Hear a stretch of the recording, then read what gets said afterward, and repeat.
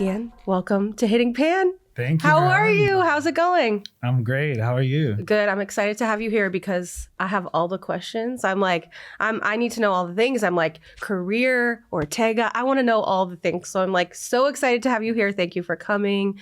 You know, I know you're ready to give me some good information, some good tea right now because you have such a really great story that I know a little bit about, but I didn't once I really looked into it, I didn't know as much. And I'm really excited for you to be here and share with us because I think it's really inspiring for people to hear. I mean, you've been in the industry for a while, so you have, I'm sure there's different phases of your career. Did you start off with campaigns, celebrities? How did you start kind of going into the makeup scene? I started working at a salon in Beverly Hills. Mm-hmm. I was there for about a year.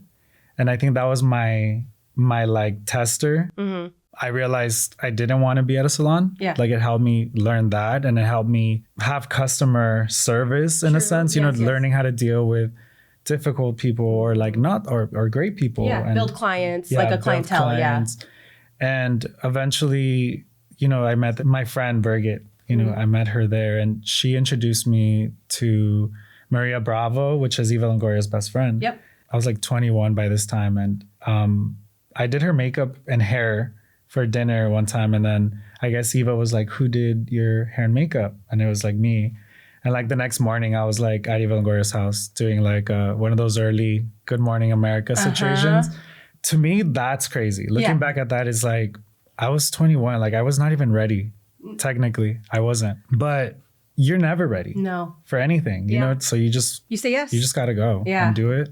And she opened up a lot of doors for me, obviously. Yeah. And she's such an amazing businesswoman, but just looks out for people. And a lot of people started noticing me from her, and Instagram started becoming, a thing. Mm-hmm. I was just on there for the filters, to be honest. Yeah, you're all the 10 different ones. But I slowly started seeing it. I remember Jessica Burciaga at the time I was doing her. Yes, I remember that. I remember she tagged me in one thing, and then I got 9,000 followers or something. And I was like, okay, I know where this is going. Yeah. Because nobody was on Instagram, by the way. No celebrities yet. No.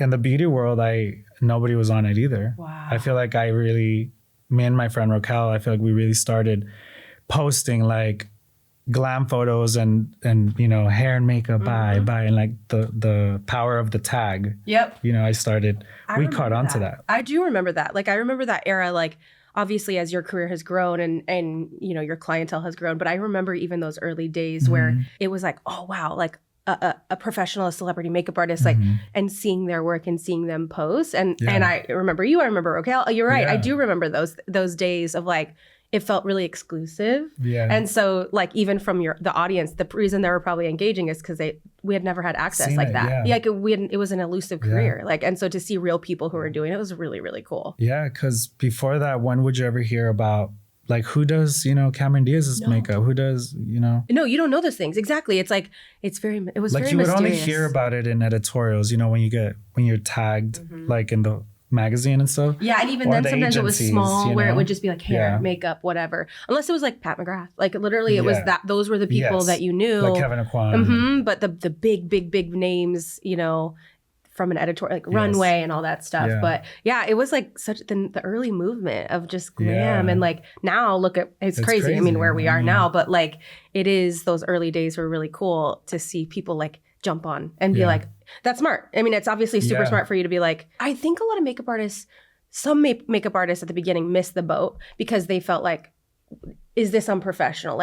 They were in that world of being I have to be private. I can't share any of these things. Yeah. Everything was a secret. Products they used. It was very that because I used to a long time ago used to do makeup and I was young and it was 15 years ago, but it was that. Nobody wanted, everyone was hush hush. It was so secret.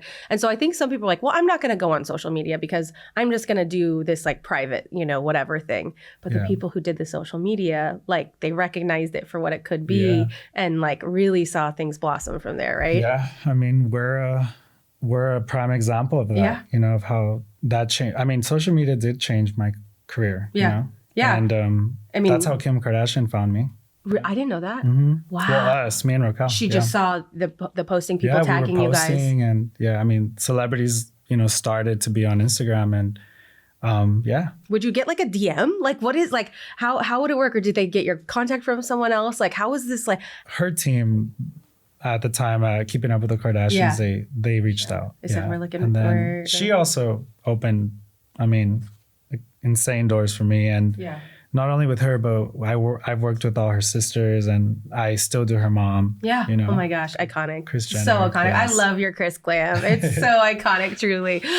She's like, so we've worked with Chloe like a handful of times here at IPSY, and like I just like all the glam teams, everybody, because their glam wings like span so far. They have so many amazing people that they work with across the board, and it's just always so fun to see. I'm like, Kris is my dream get for the podcast. So just Etienne, someday, hopefully I'll see you back here when Kris Jenner comes on the podcast. I'll let her know. I know. You're gonna be like, hey, look at this new podcast. But she's amazing. I always hear like amazing. Ash K. Holmes, she like loves her too. She's like, she's the best. She made me laugh because she's like, she calls me Ashley, and she's the only person that I let call me Ashley. Oh my God, that's true, because we all call her Ash. Yeah, and she's like, no, only Kris. No, I love that. The Eva Longoria thing, I remember seeing that and how she was kind of like a turning point of your career. Yeah. And then right now, I did mention Lana Del Rey. I did mention, obviously, Christina Aguilera. We did a little meeting at IPSY on Monday where we were announcing some of like a preview of the podcast. The chat was exploding when we mentioned your name because everyone was like, get the glam deets from Christina, get the glam deets for Lana. And I know you have other clients too. I'm not obviously just saying that, but people were so excited because you have created these like iconic looks for them. And Christina, I mean, how long have you worked with Christina? 9-10 years. Yeah. Man, that is amazing. That's an amazing, like beautiful partnership because she is also she's ever evolving. And so you've probably seen her through all her different looks. But that's obviously a long time then client of yours. Yeah. Yeah. I call her my muse because growing up, I just was so inspired by her. She's one of the people that really inspired me to do makeup and be in beauty, and also just aesthetically, like her body of work with her videos. And so the fact that I, now it's like she's my client, a friend.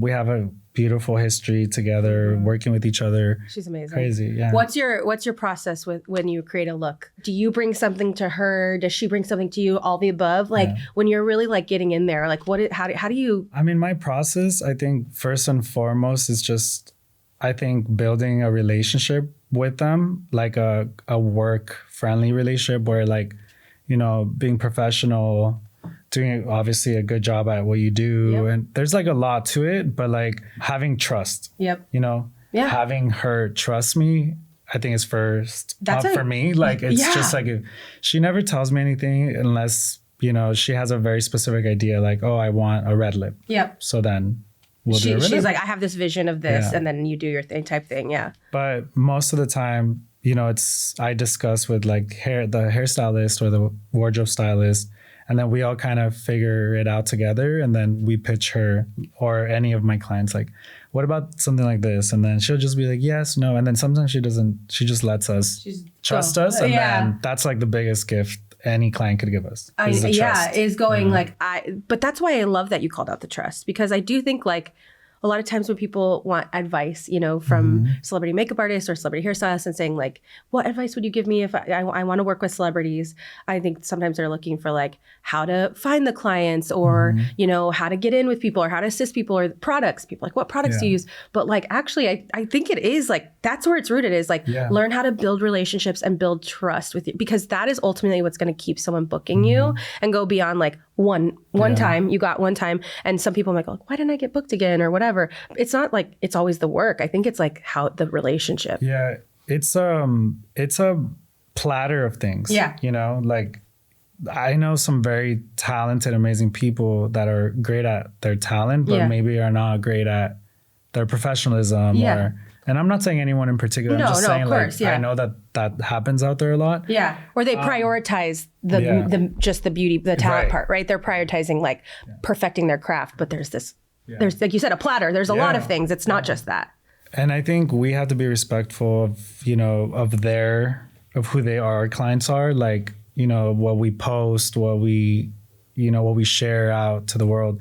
Like it all goes hand in hand. So I think I've done a good job at that because all my clients I've had for like, you know, 7 to 10 years. Yeah. And you do these consistently, big campaigns, right? Like Coachella, you obviously, I mean, that was a bit, I can't even. That was like so insane because isn't it so fun? That's what I love about social media too, is like, I didn't go to Coachella, but I felt like I experienced that set because everyone was posting and there was so much that got shared. And, you know, you see your client you see her on stage and then she's on the big screen and everyone can see the glitter. Everyone could see it just was really iconic. Microscope. Yeah. And it was a glam moment. Like it was a Lana moment, of course, like it was incredible, but like seeing the glam, I was like, I knew it was you, but like I was waiting just to like triple see it, like start getting that tagged. But I was like, I mean, it's Etienne obviously, but like it was such a cool moment. Was that your first Coachella? I did Coachella the year before with Cali Uchis, yeah. Yep. And then a year later I did with Lana. Okay.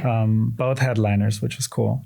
But you know, again, going back to like being just grateful, it's like I'm always grateful to get to do those kind of things because I know that they're big things and there's a lot of aspiring beauty people that would love that opportunity. So I never take it for granted. You know, I don't get nervous or anything, but because I think I just zone in so hard that all the rest of it for me is noise. It's like, I'm not thinking like, you know, what are people going to think or who's going to be in the audience watching my work? Like my focus is like her and making sure that she's comfortable, making sure that she feels confident. Yeah. Like that's my job. Yeah. You know what I mean? At my core, that's really my job. Yeah. You want her to get ready to walk out on that stage and be like, I feel good. I look good. Like I'm going to go slay this set. Because then they'll perform good too. Yes, exactly. You know? It's for the audience too. Again, it's like all a platter.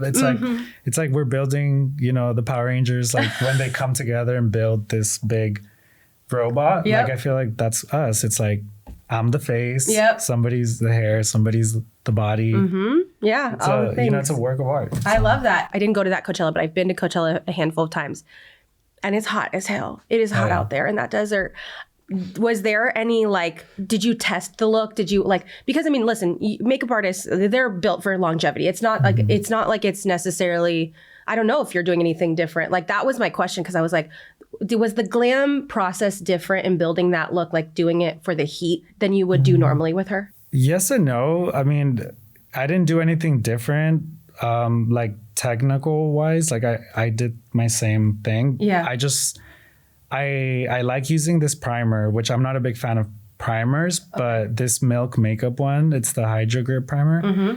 I really love. Okay. So anytime my girls are going on stage or a red carpet or something where they have to have makeup on for a long period of time, I mean, which is like, I guess all the time. Yeah. You're like long days all the time. Yeah. So I think that's a big, way for the makeup to have stayed. That was like a good, but also they just carry their makeup so well. I know. Like Christina would come off a 2-hour show after singing her ass off and she still looks the same. I think that's what the interesting thing is to me though. That's what I was like, I could see him doing something different, like some different setting technique or something. But I also was like, I could see you guys always do makeup for longevity.